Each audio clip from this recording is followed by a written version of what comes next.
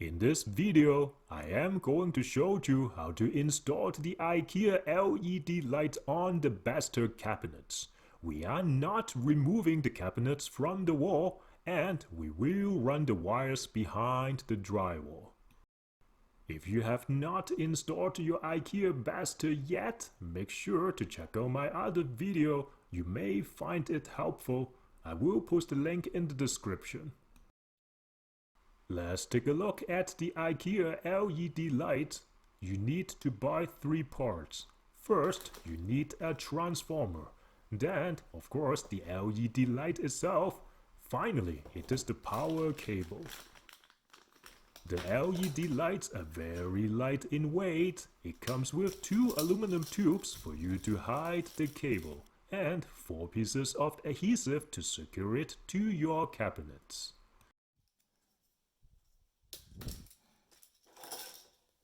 Let's read the menu. It tells you to drill a very small hole at the back in the middle. That's not gonna work for me because I don't have enough space to fish the cable, and also it's getting too close to the stud. The plan is simple. I need to run the cable behind this wall from the bottom to the top. Let's get started. We need to make some space. Then we use the stud finder to find the exact location of the stud behind the drywall. I am using some masking tape to help me out. Of course, you can use pencil. If you have watched the video on how I installed the cabinet, you would know the stud was located in the middle of the rail. That's the reason why I could not follow the LED installation instructions to drill the hole in the middle. There is a DIY tips I want to share with you. If you don't have a stud finder or your tool runs out of battery, you can always look for the nails, because all the builders don't use screws and the nails pops over the years. You can locate the stud by finding the nails. The next item I need is called drywall plate. I bought it from Amazon. It comes with 3 in the package for $20 Canadian. The idea is that you let the cable out from the drywall and connect it to the transformer. Make sure that you get the one with the mounting hardware. Yes, the black color one that I'm talking about. You want to avoid the stud by mounting it several inches away. Of course, you also want to make it the same height as the other receptacles, and the installation will look professional. Use a pencil to trace the mounting hardware and use a drywall saw to cut open the wall.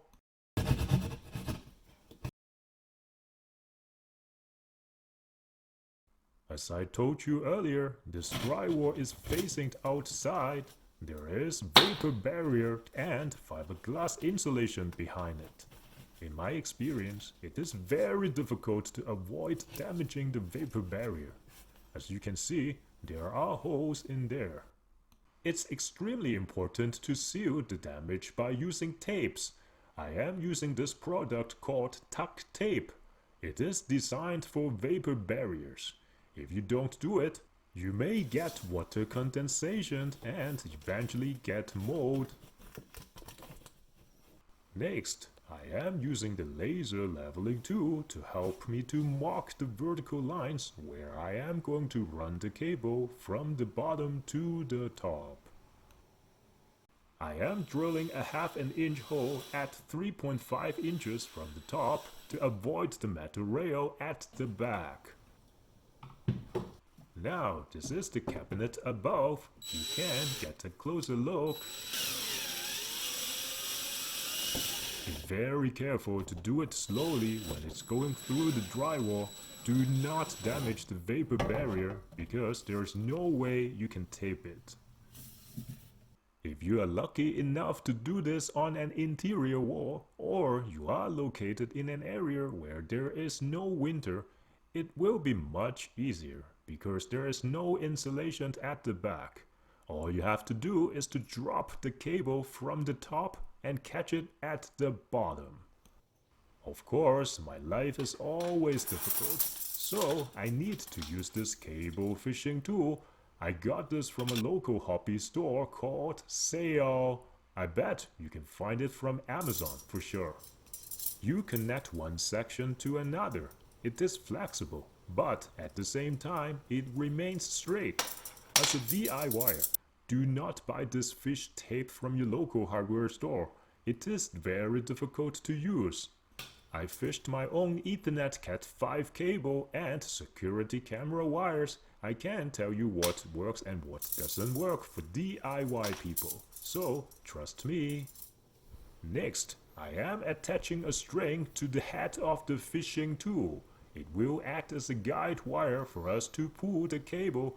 This is very important because the hole we drilled was very small. We do need this. I will show you in a sec of how it works. Insert the tool into the hole and push it upwards. Then attach to another section. Repeat this until you think you've reached the desired height. It takes some time and you do need some patience to do this. The fishing tool will not align with the hole on your first trial.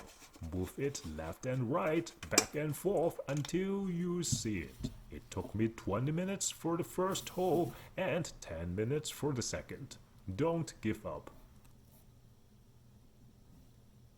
You should be able to pick up the yellow color twine by using a pair of tweezers.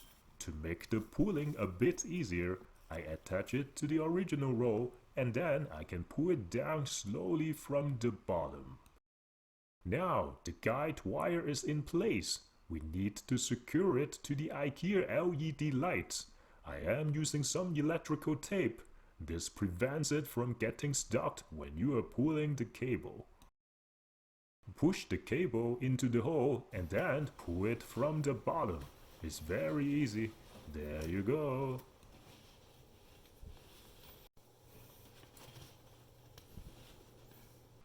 The most difficult part of this project has been completed.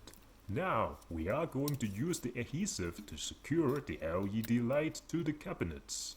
If you have good eyes, you will notice that the black color plate is not firmly attached to the fixture. It is by design, but it's okay.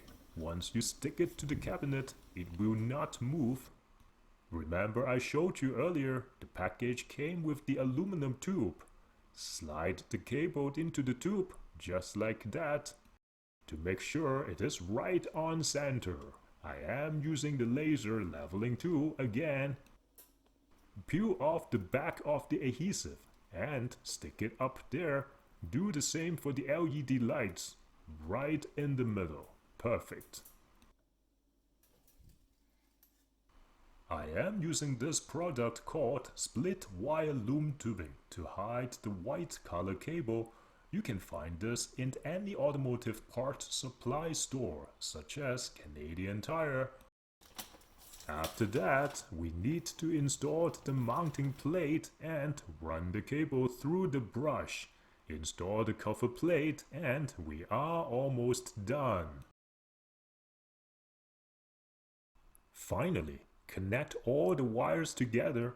I am taping the transformer to the baseboard. Restore the BESTÅ cabinets back to the original position and hide everything.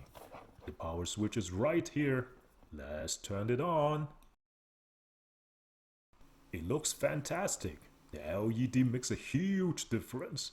Now we can showcase the stuff we bought from our vacations over the years. These are from the Caribbean, Cuba, Japan, Greece and France. Remember I hide the white color cable using the split wire loom tubing? You cannot really see it at all. I think that is very successful. For the bottom part, I place a pineapple decoration in front of the brush wall plate and you cannot see it here. Just in time for the holiday. Give it a thumbs up if you find this helpful. If you love DIY, you may want to check out other home improvement videos on my channel. My goal is to inspire more people into DIY, and I want to share my experience with you. Remember to subscribe. Thanks for watching and see you next time.